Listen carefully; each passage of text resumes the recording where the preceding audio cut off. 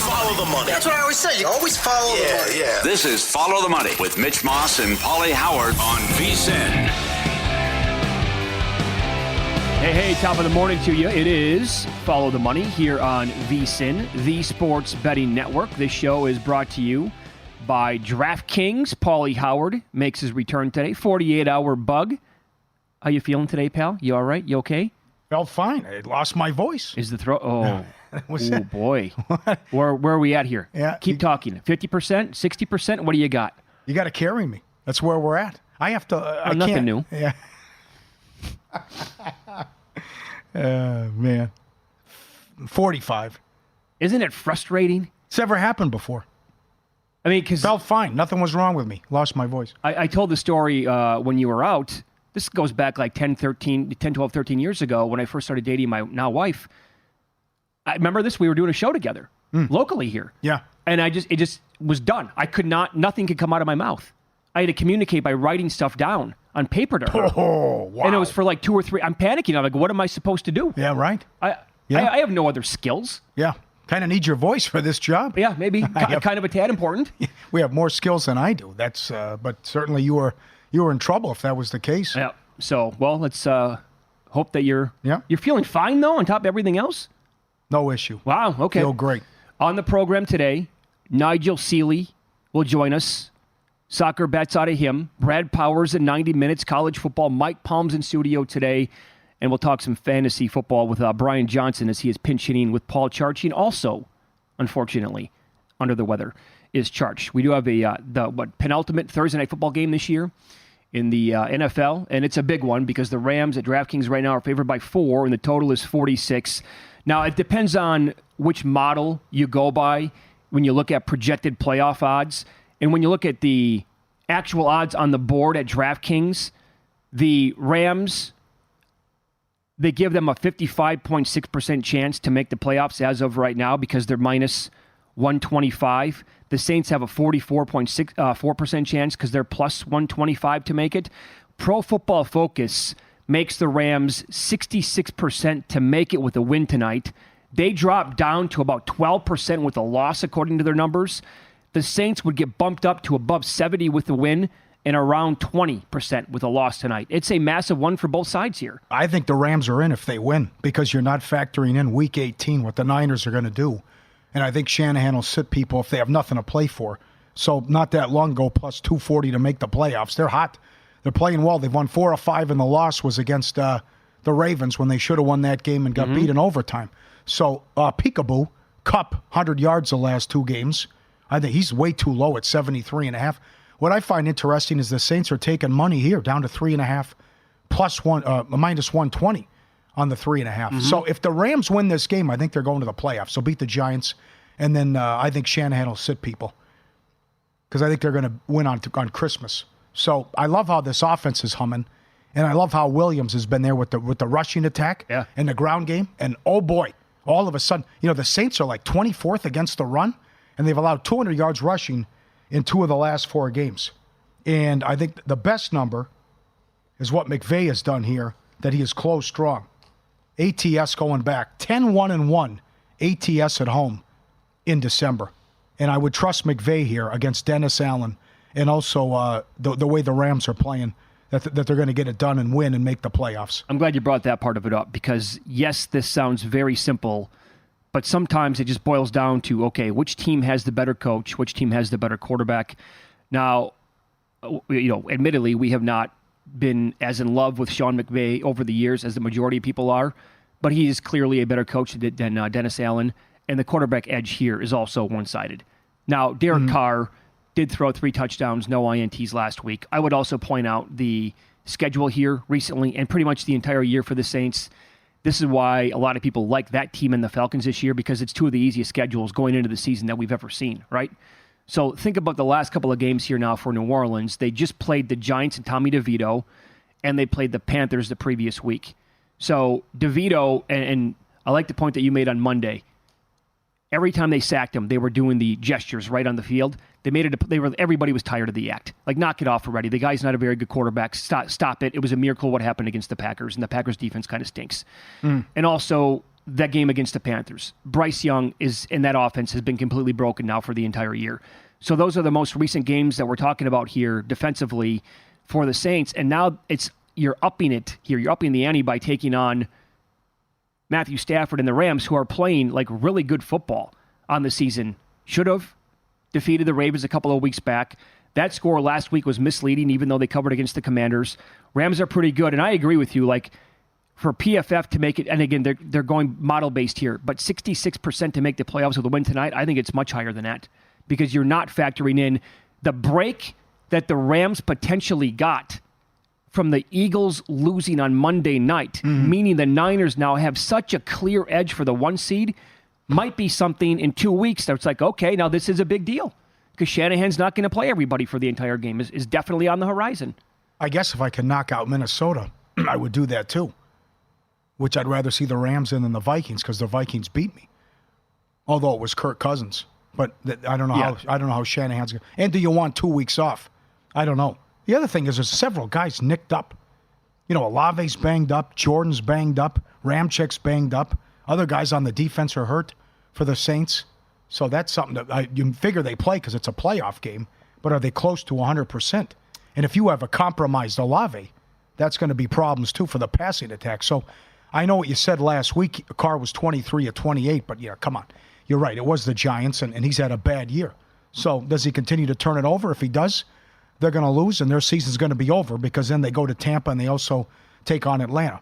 And with that division, I wouldn't rule out Atlanta yet, even though they're up against it 2 games under 500. But now with the quarterback change to Heineke, Colts, Chicago, New Orleans.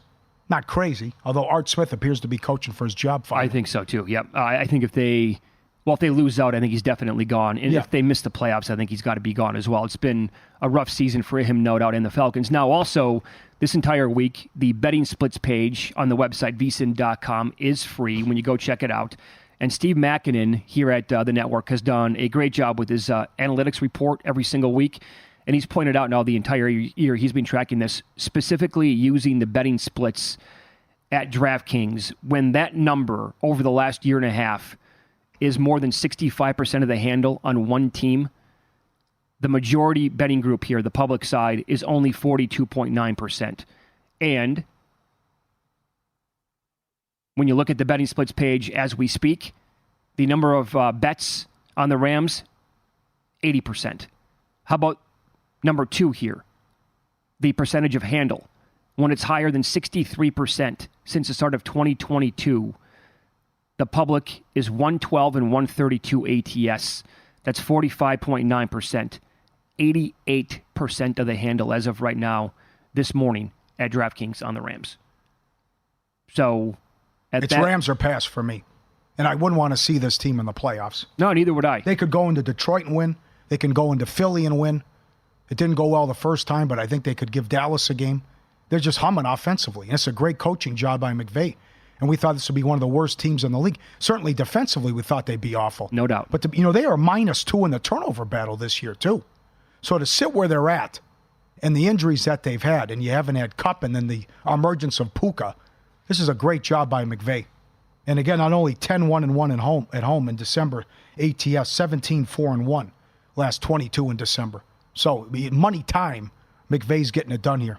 Yep, great job out of him. Stafford's been awesome this year. Yep. They found a hell of a pick in Nakua, no doubt, and Kyren Williams, too, has just been, that kid has a chance to single-handedly win like a bunch of fantasy leagues with the way that he's been rolling lately.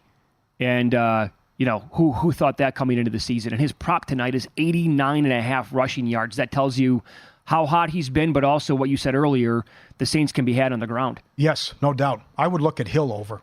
It's a big game. I would think you see some gadget stuff.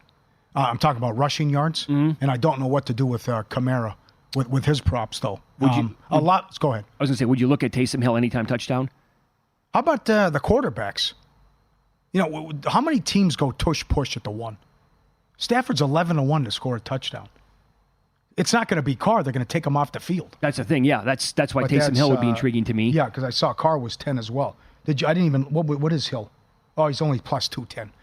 Not enough. I would take over rushing yards, though, 16.5, because it's essentially a playoff game for him. Yeah, yep. And they like to use him a lot, specifically when they get, down inside the 20-yard line. Offensive line rankings going into this game, the Rams at PFF are ranked 17th overall. The Saints are 21st. And now they have some decent pieces on that line, despite being ranked that low. Aaron Donald could be in the backfield tonight. And, that's Captain Obvious checking in here. But based on the overall matchup and how big this game is and how that guy steps up in big... I mean, he was so good in their Super Bowl run. I thought he should have been the MVP of that game against the Bengals a couple years ago when they won it all. But that guy could be all over the field tonight and making a mess of what the Saints are trying to do offensively. So, I mean, if it comes down to the coach and the quarterback combo, again, I think it's such a clear edge for the Rams in this game. Agree. Dennis Allen has done nothing in his career to make you think, this guy, I can trust him in a big spot. The menu's incredible tonight, too, at DraftKings. There's so many props you can bet and so much stuff that I like. And I see Kupp 73.5, and he's had 100 yards the last 2 games. Yeah. When it's money time, he's going to him. This is it now. So I think he has a big game, too, for the Rams, and they win. I think Stafford has been really, really good this year. Like, underrated good. Ravens couldn't stop him. No. Look what they did to Jacksonville. For him. Right. They could not get off the field in that game. Yep, that's right. So it's Follow the Money here on VSiN, the Sports Betting Network. In 15 minutes, we're going to have a discussion, end of the year discussion, and part of it is going to be what you would like to see change in sports betting in 2024. You can always tweet us at VSiN Live, at Mitch Moss Radio, at Paulie Howard with your suggestions on that. Paulie's going to run down last night's betting action and win some, lose some coming up next. And so far, the upsets in this conference in college basketball are happening on a nightly basis.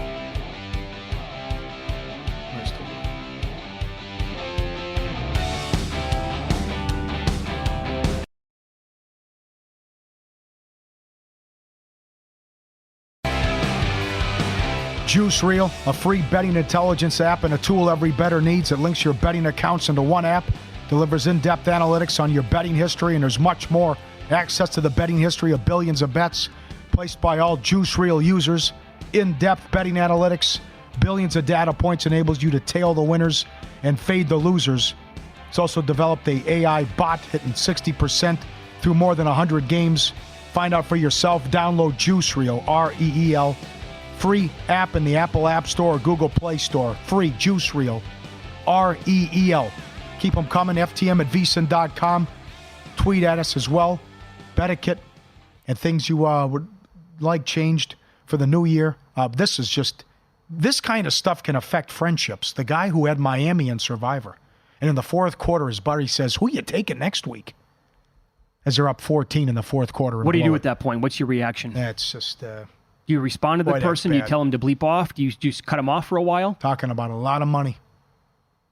27-13. It looks like the game's over with, but you don't do that. You let it breathe, man. You let it play out and finish until zeros are on the clock. I don't know. I don't have these people never. Are they such novices that they just don't get it at all? Remember Rick Esposito, the machine? Yeah. I had Kansas on a big ticket. Who was their guard? What? Remember Sharon? I forgot the point guard. But they were in the going to the Elite Eight, and they were up 8 with like 5 minutes left against Michigan State and Izzo. And he sent me the text about it looking good, and they lost the game. That was the year Louisville was a 1 seed with Pitino. Okay. And then Michigan State beat Kansas, and then beat, I think that was the North Carolina team, whatever it was. But yep. That's 5 minutes left in a game. I don't think that's it. I don't think I scored the rest of the game. Getting feedback on Nigel as well. Yeah, bad run. He admits it, by the way. I mean, he's now one of these people who will pretend like he hits every single bet that he makes. That's not happening here on this show or with him ever.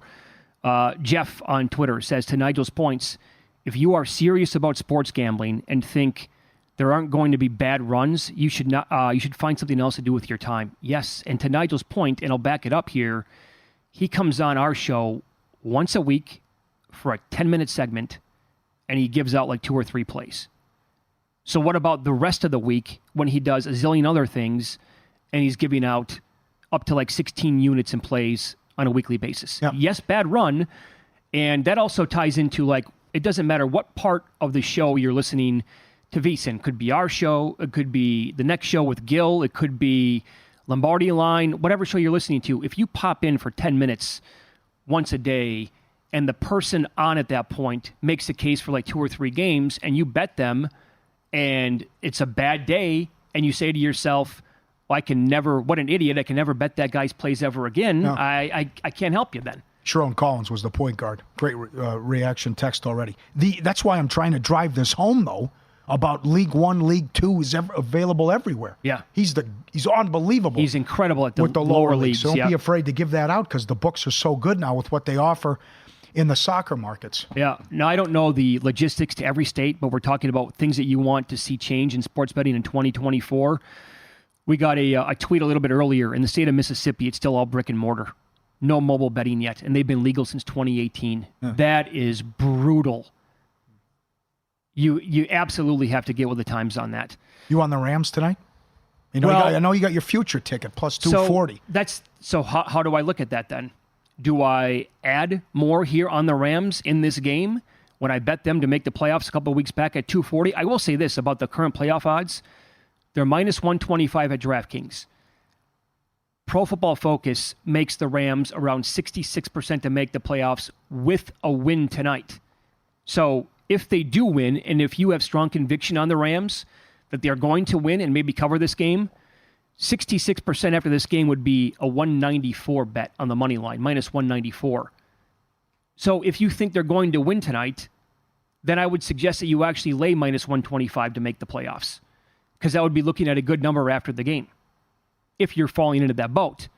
I don't like them as much as you do.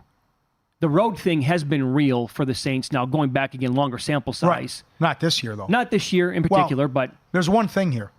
They have the same record, but the Rams are hot. They're a dynamic offense, and what he's doing with Puka, Kupp, and the emergence of Williams here, what a story. But I wouldn't want to see these guys in the playoffs, and they've won 4 of 5, and the loss was in overtime to Baltimore, which they blew the game, and then they didn't call the 2 blocks in the back on a kickoff, or on the punt return. It's also alarming for the Saints to be 7-7 with the easiest schedule in football. You have 3 road wins. 2 of them are against New England. And I'm blanking now. Who was the other easy? Oh, Carolina and Bryce Young. That's right. So Carr continues to turn it over. He was good last week, but it was the Giants. And I would say in a big spot, I don't trust him, and I think the turnover will happen tonight. Yeah. So I love the Rams at home, and I love that McVay is on a 10-1-1 ATS run in December, and they know what's on the line and what's at stake here. We talked about this in the previous hour. The quarterbacks the Saints have played so far this year, you can't make this up, how bad the list is. It's as bad as you're ever going to see. And that's, I think, one of the reasons why people like the Saints this year, because somebody has to win the division. It was the easiest schedule along with Atlanta going into the year, and you knew ahead of time the quarterbacks they were going to face. But then they've also faced like backups or third-string guys because of injuries to other quarterbacks. Now, with that in mind, their passing defensive numbers, it looks pretty good. Again, DVOA, they are 13th overall, but 8th against the pass, 24th against the ground game. That's bad. And that's 200 yards, 2 of the last 4. And now Williams is hot. And yeah, that's exactly right. You have this guy entering tonight who is on a scorcher. And as I said earlier, he might be responsible for winning fantasy leagues. Yeah, and I like how they came out last week. Not that they closed, but they're up 28-7 in a game they had to have against Washington. So, and then you saw, again, back-to-back games for 100 yards for Kupp. You also have Jordan, who's banged up and compromised for the Saints, too, which could be a problem. The other thing, you've mentioned this. They don't like Carr. You can tell. And Carr's a fake leader, fake tough guy, phony. I would have made the change weeks ago and put Winston in there.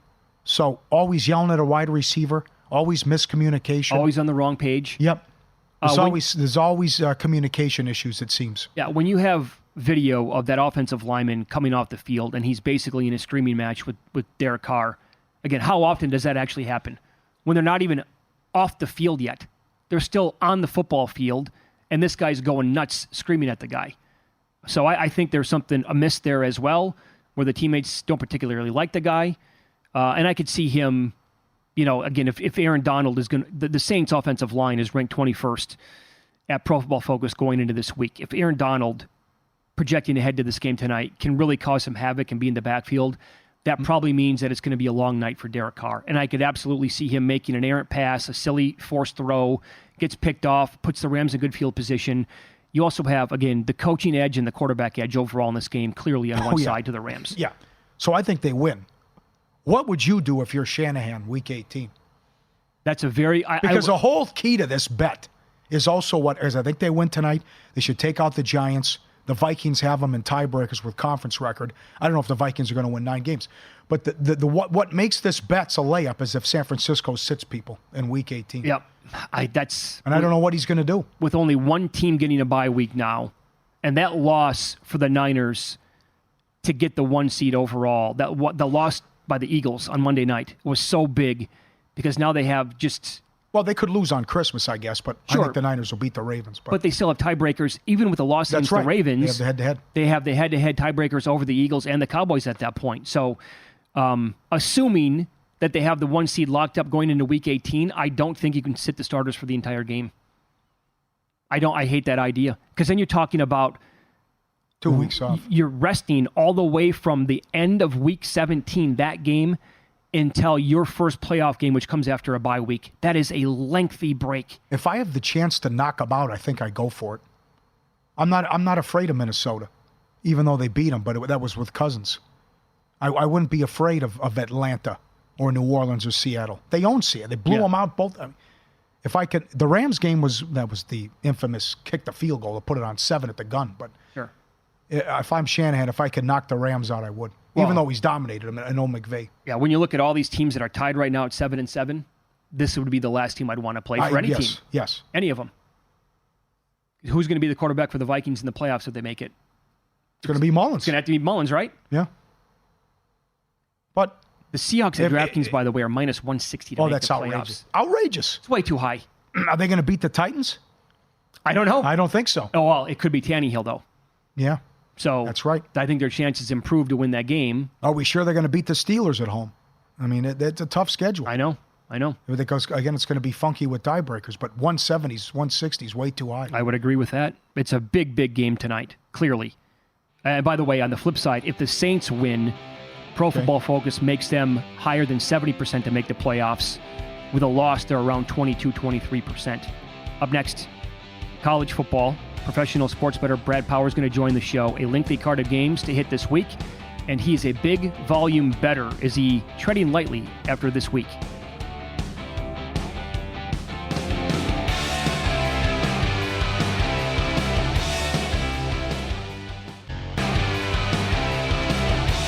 Looking to bet smarter? VSiN has the perfect holiday gift for you. Sign up our holiday special today. Get VSiN Pro access to everything we do through May 1st for only $80. Unlimited access to the daily best bets, exclusive betting splits, premium analysis, 24/7 video, all the betting guides, limited time holiday offer. VSiN.com/subscribe. VSiN.com/subscribe. Go get it. Bowl betting here with professional sports bettor Brad Powers. His website is bradpowersports.com. He is on X at BradPower7. Happy holidays, Brad. How are you today? All right.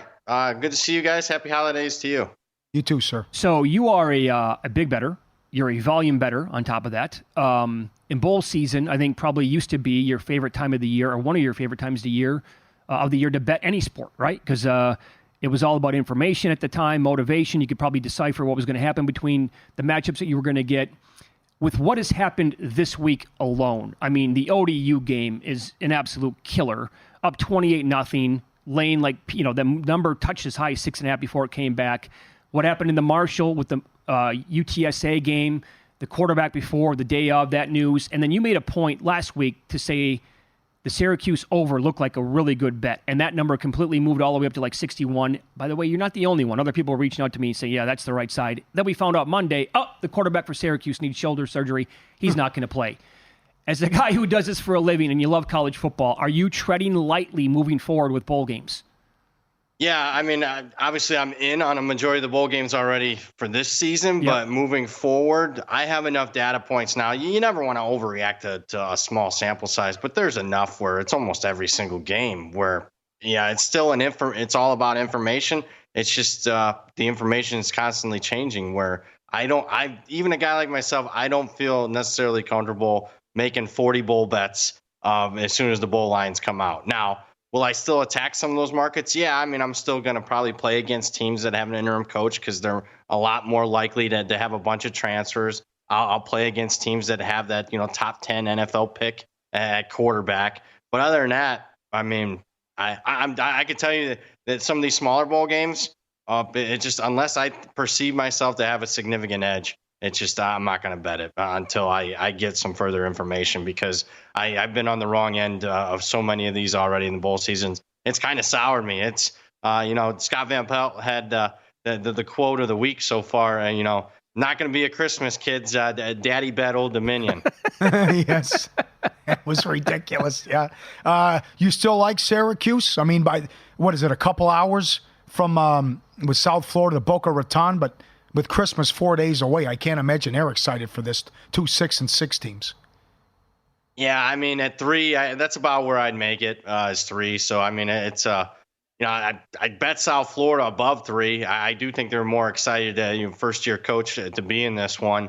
Not only is the quarterback out for Syracuse, but also, I mean, I made a mistake and, not factoring in, it's supposed to be, 20-mile-an-hour winds tonight. So another, the damper as far as betting the over in this game. So honestly, at the current numbers, it's kind of a pass. I'm just praying and hoping that I get to the window on a really bad number betting the over. How about tomorrow night as Georgia Tech takes on Central Florida? It's the only game on the schedule on a Friday night there, and Central Florida laying between 5.5 or 6. Another high total here of around 67.5.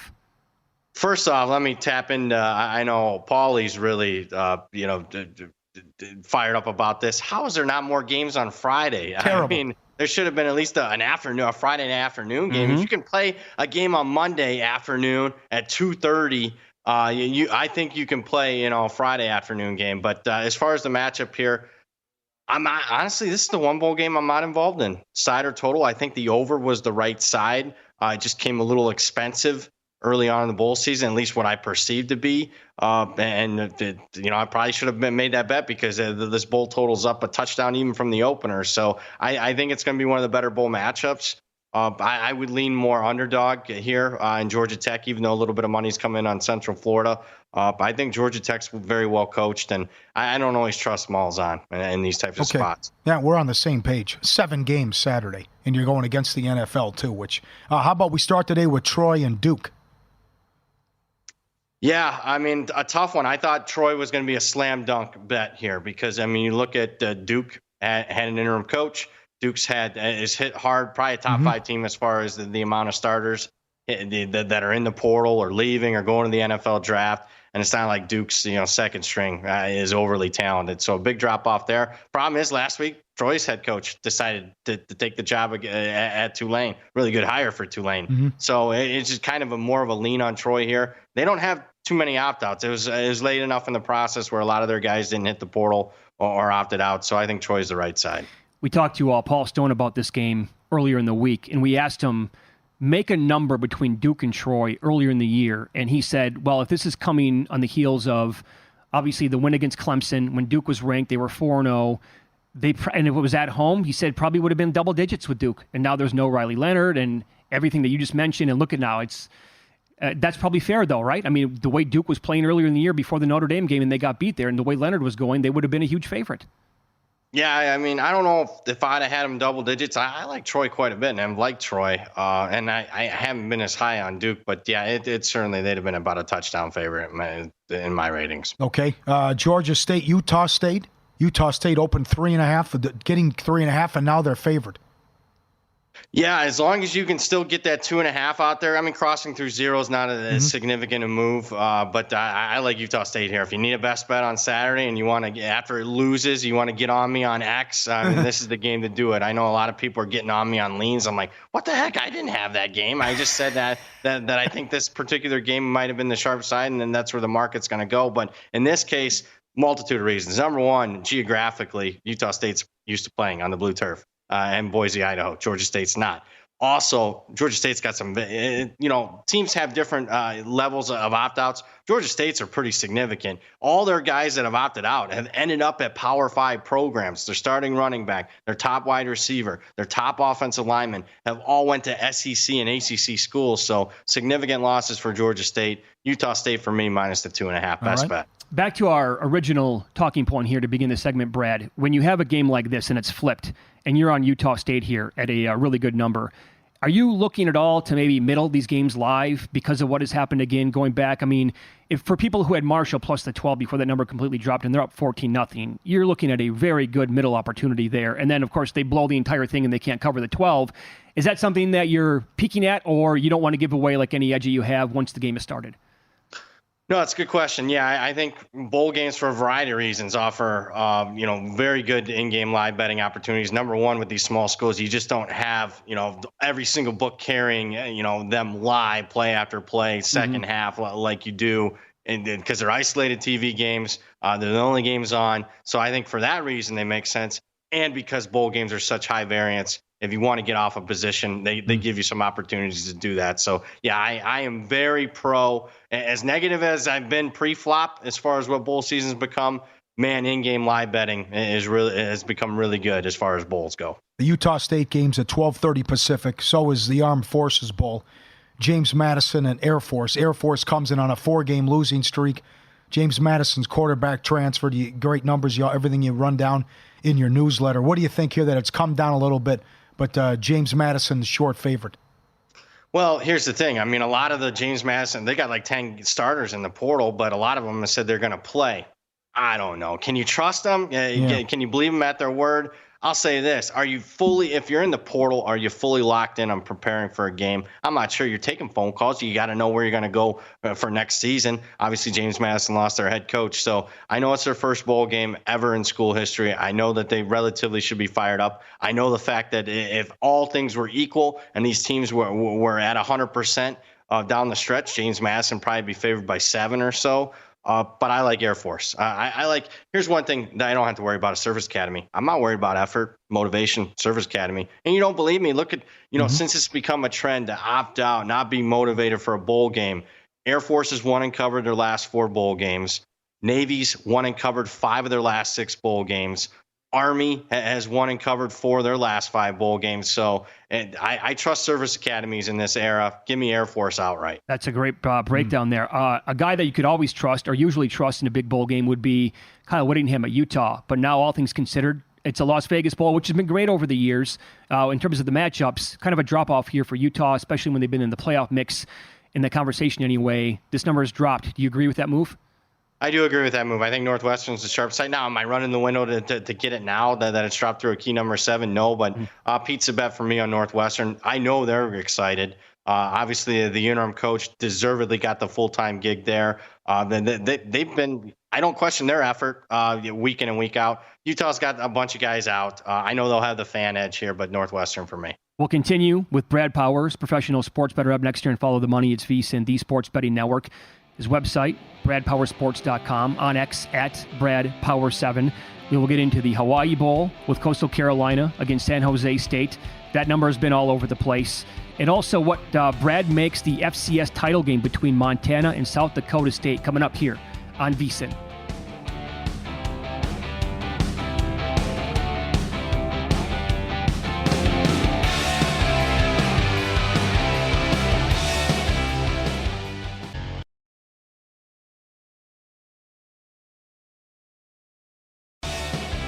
All I want for the holidays is some NBA action this week.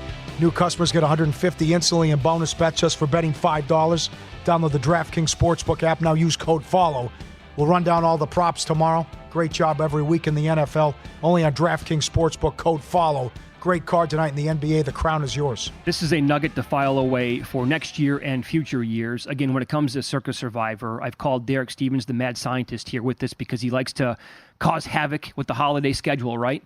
And you guys have been fortunate because in recent years now, including this one, the NFL has scheduled a bunch of games on Christmas Day, so it can become its own separate week, and it makes it more difficult. Richard Deitch for The Athletic specifically wrote a column this week about games on Christmas Day and the history and the future of it. It's really well done.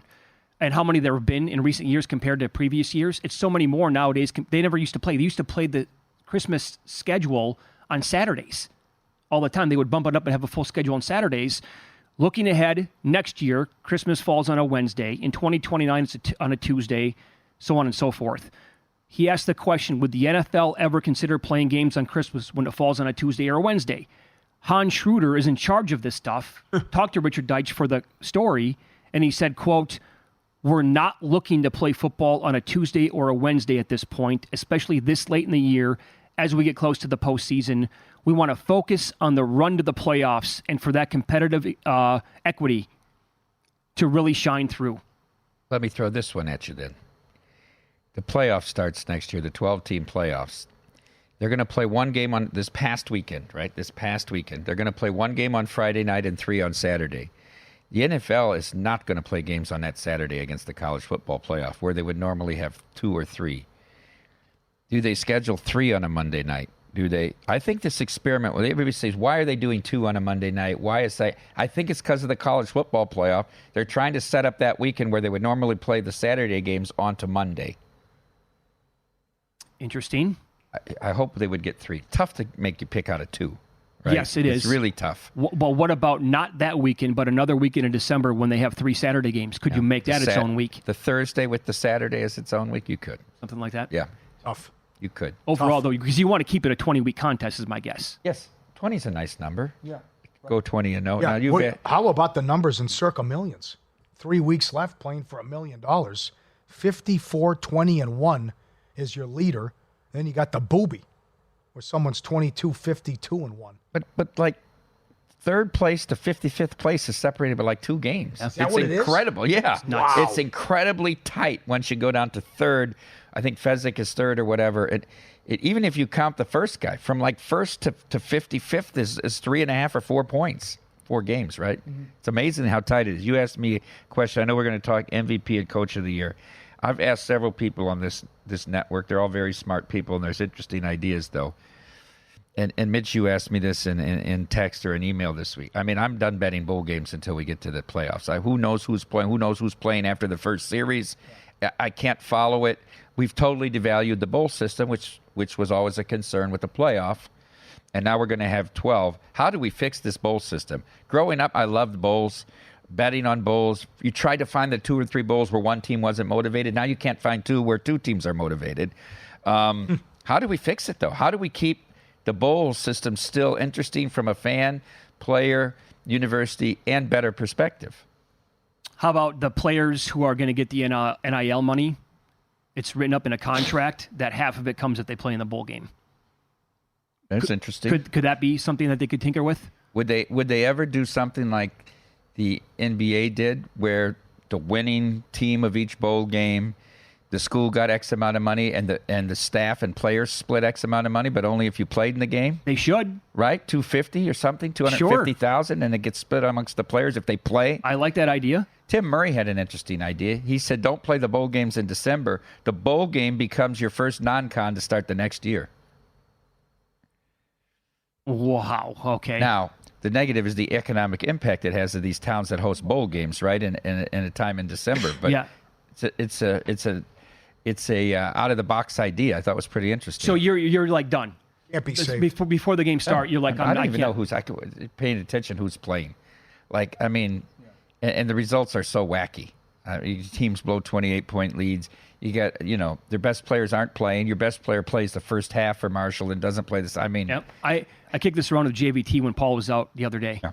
How many bowl games do you think we're going to have where a team gets up by at least double digits, or we'll call it 2 touchdowns, and they blow the game? It's been back-to-back games now. Yeah. 6, 7, 8. Who knows? Who knows? Yeah. It's exhibitions. These are purely, Chris Bennett says when we were discussing what are we going to take for limits on bowl games, we should take NFL exhibition limits. These are nothing but exhibition games. Well said. Yeah. Well said. We saw something historic, I think, Saturday. I think you said something absurd, and you also were speechless at the blackjack draft, what happened Saturday night. Who's your MVP? Tyreek Hill. He's the only guy that changes the game. This is a wide open year where somebody other than a quarterback can win. To me, you see the difference in Miami when he's out. Look at what they did. They couldn't even move the ball against Tennessee when he was out.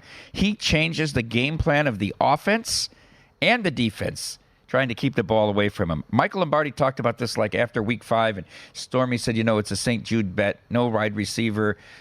Cooper Kupp won the triple crown. He didn't win it. He said Cooper Kupp is an executor.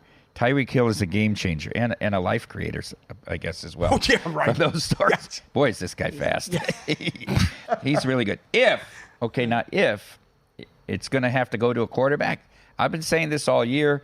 He probably won't win because of the stats. But if they go into San Francisco and win on Christmas night, I think Lamar becomes very live. I think he's the MVP. I don't buy Purdy because I don't think he's the MVP of his own team. Who is? Well, it's McCaffrey. No. What are you going to say? They're 0-3 with Debo, without Well. Debo. Come on. And I can make a and case. the offensive lineman, too. You're going to give it to... Yeah, I mean... Come on. But the quarterback could not overcome those injuries. If this guy was a game-changing quarterback, he should have been able to win one of those games. Couldn't. I will say this, and I have Purdy 18-1. I Yeah, finally I know. bought in late in the year. I have nothing on Lamar Jackson. If Lamar wins this game, Yeah. the national narrative will turn into 100%. It's Lamar Jackson. Are you going to bet Lamar Jackson in this game? Are you going to bet him to win the award before the game, or I would don't you think bet so. you don't like Baltimore in the game? You I only ca- bet him if you think Baltimore's going to win the No, game. that's the thing. That's the thing, right? Baltimore doesn't win the game, he's not winning. I agree. Yeah. The only but- way for Purdy to lose this is if they lose to Baltimore, and Jackson's great on in front of the whole world watching on Christmas night. Now, I know Paulie likes the Niners. What about you? Do you think the Ravens can go there and win? I don't think so. Man, I believe it's this short. I don't think they are consistent enough on offense to Right. sustain the drives here. Right. There's too many stubbing of their toes. Well, you lost Mitchell. You don't have Andrews, and the other thing, you're the highest in the market. You're 230 on Purdy, so he's really up there. The year that he's having, but that's can Dak win, or is he wiped Dak's out now? out. got to be out. He should always be out. I never bought that argument. Whether they can win on the road or they can't win on the road or whatever. They're a great front-running team. That's what they are. That's they have exactly what to they have are. the lead. That's Yes. always what's been. Yeah, Yep. What about Coach of the Year? I think this is a fascinating discussion. It's really fascinating. Week 18 game, Houston, Indy. I know if Stroud misses a lot and they've stumbled down the stretch, I think for me it's Ryans or Steichen because you have to go with expectations. This is what the Lions were supposed to do. They were supposed to do this, right? Yeah. You can't give it to Shanahan. You can't give it in Miami. That's what these teams were supposed to do. I think you have to judge Coach of the Year based off results over expectations. Houston was 4.5 was their win total. This was a throwaway season. Right. Well, they would build in the draft around Stroud. And can he win back-to-back games with Keenum and get this big one against the Browns? I also think what Steichen is doing with Gardner Minshew Absolutely. and this roster of it's not a very good roster. No, it's not at all. The defense is not good. It's terrible. And Minshew creates a lot of points on both sides of the ball, and nobody's talking about the Colts. And meanwhile, they're just still right in there. Okay. All right, what if Stefanski wins 11 games? No, they were supposed to win 10, Paul. I Wow. have them over Yeah, but 9.5. But look at how they Who got there, though. cares? Who cares? He's got the best defense in the world at home. Yeah, but half the guys come are on. on the I don't IR. care. He's a No. second string offensive line. No, I don't You love buy it. Nick Chubb. No Chubb since like week 2. Yeah, they got a better guy. They got that Ford. Ford. Yes. No, I don't buy that either. I think it's Steichen or Ryans. That to me. I agree. And they play week 18. If they both go, then it's You tough. could bet them both right now. Yeah. So you want to say no to Dan Campbell? I'm a no on Dan Campbell. Also, am I. that ridiculous fake punt call on He said Thanksgiving. multiple ridiculous calls this year. But he can't explain them either. And the reporter did a good job of asking him 3 times, what did you see to call it? Not just call it since we're going to call it. Sure. What did you see in the Packers punt defense formation? Nothing. He ran into 8 guys. He couldn't even get back to the line. Yeah, it wasn't he even couldn't close. answer the question. Yeah. I'm willy-nilly. I decided to go I for still it at like that point. the guy, but his game management is still, Yeah. Do you like anything tonight in the game? Paul really likes the Rams. I'm surprised how many people love the Rams tonight and lay the 4. They're lay good. it. Yeah. Are they? You Yes. watched them play in Baltimore. Yeah. You had to Should've sweat won that the game, right? I didn't use yeah. Yeah. I got criticized. I thought Baltimore was going to look like that. They should have lost. And rain hot. and weather. It You're was right. a heavy weather game. This offense is humming, man. Yeah. Are the He's Saints? got weapons. I don't think the Saints are good. I agree. I am with you. They get to play away from home, but they boo this car every time he touches the ball in the Superdome. He deserves they it. hate him. The clear quarterback and coaching edge here is on the Rams side. Yes, sir. In Pocket Plays coming up next on Follow the Money. It's VSiN, the Sports Betting Network.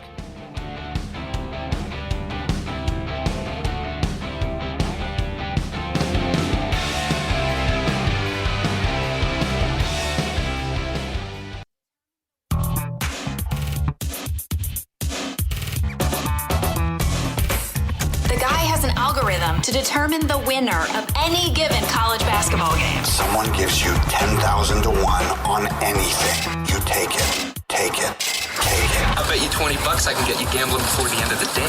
No way. I'll give you 3 to 1 odds. Nope. 5 to 1. Nope. 10 to 1. You're on. Right. Big one tonight. Playoff implications. Longest touchdown under 39.5 yards. Largest lead under 14.5 points. Both teams to score a touchdown and a field goal. -$2. I like the Rams as well, but we have futures on the Rams to make the playoffs. Let's go get it tonight. And a big one in the NFL with the second to last Thursday night game of the season. Yep. Mama. Holidays are... Well, I just had a recap last night. I had the Rockets laying the 3 against the Hawks, and that was a loser. We documented that game earlier in the show. What a wild 3 hours that was. Holidays are here. Let Omaha Steaks take the guesswork out of gifting.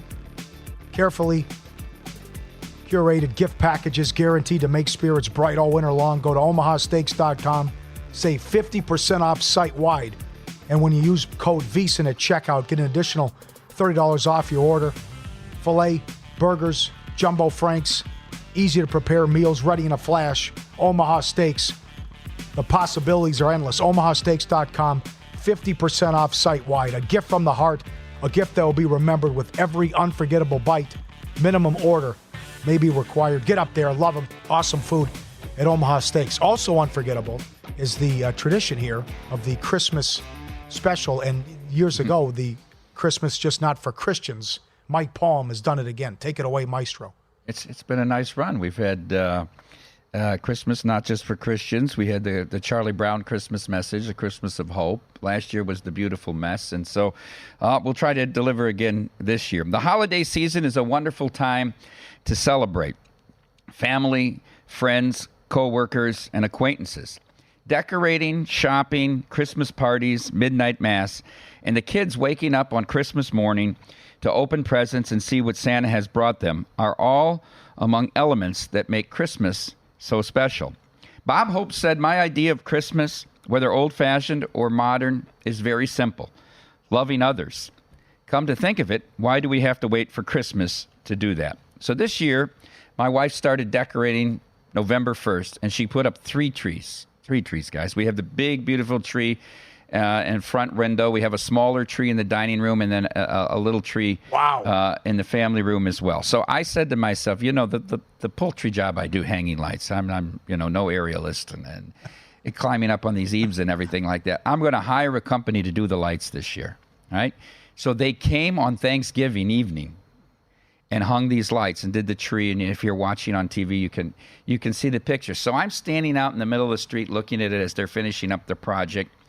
And I glance over to the right, and no more than 40 yards from me, there's a power generator there that sits on the side street in front of the larger apartment complex that's over there. And I thought of something that had happened in the summer. I think it was mid-June, and a homeless couple, younger couple, probably 25, 30 years old, showed up with all of their belongings and several blankets and made a canopy over that generator to create shade.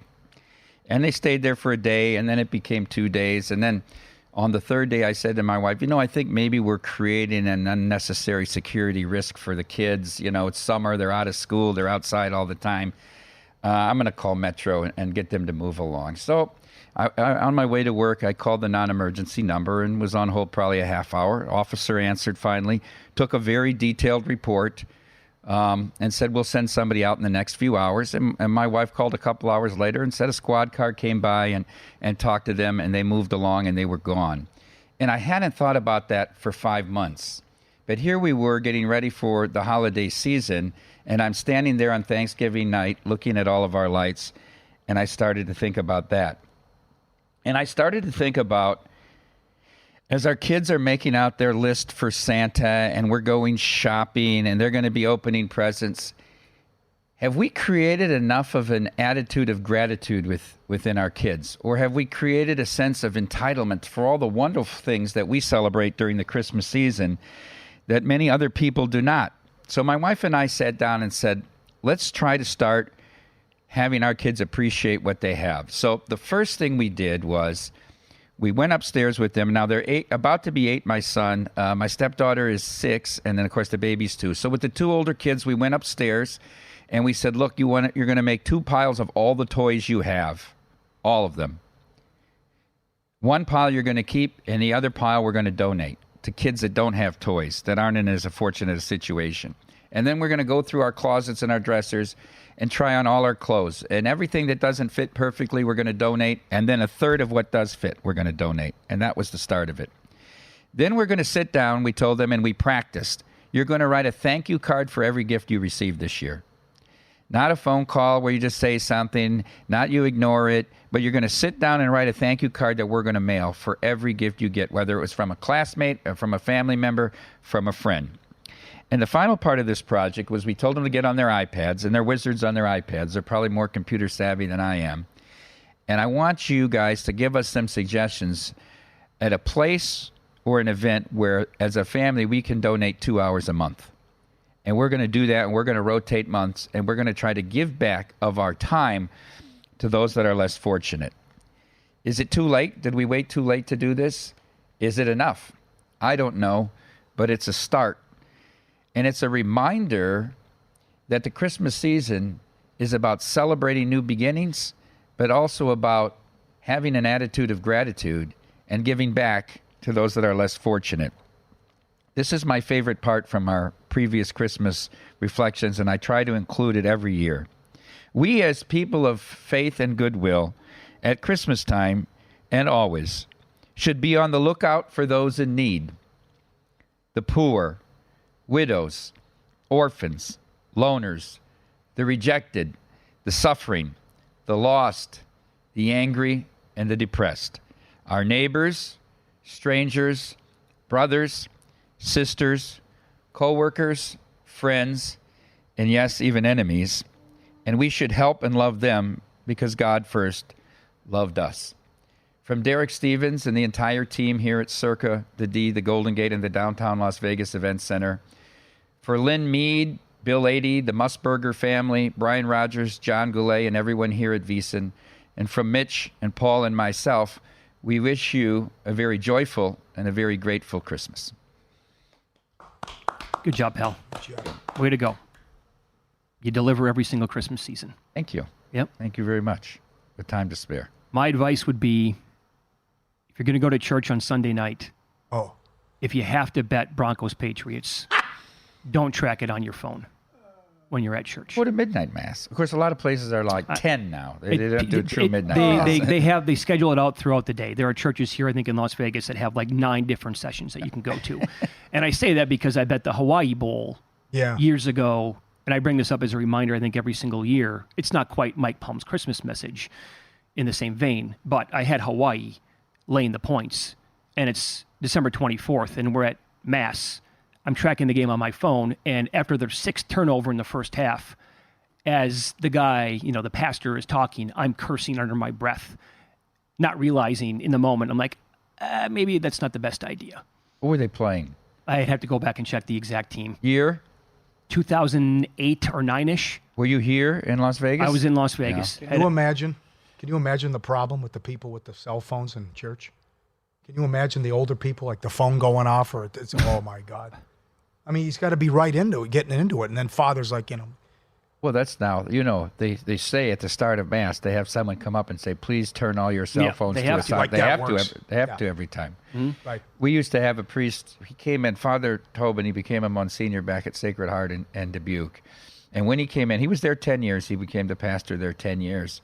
Really a mentor of mine. But he said, after being there for a couple months, I can't stand people leaving early. People would leave. They'd get communion and leave, right? They wouldn't wouldn't wait for the final prayer. Yeah. So he said, I don't want anybody leaving until I walk down the aisle. As I come down the aisle, you can leave your pews behind me, right? And follow me out of church. And he put big signs up at the 3 doors at the back of church that said, Judas left the Last Supper early. Will you? It was effective. Good one. It was effective. Ego play, though. I don't care for it.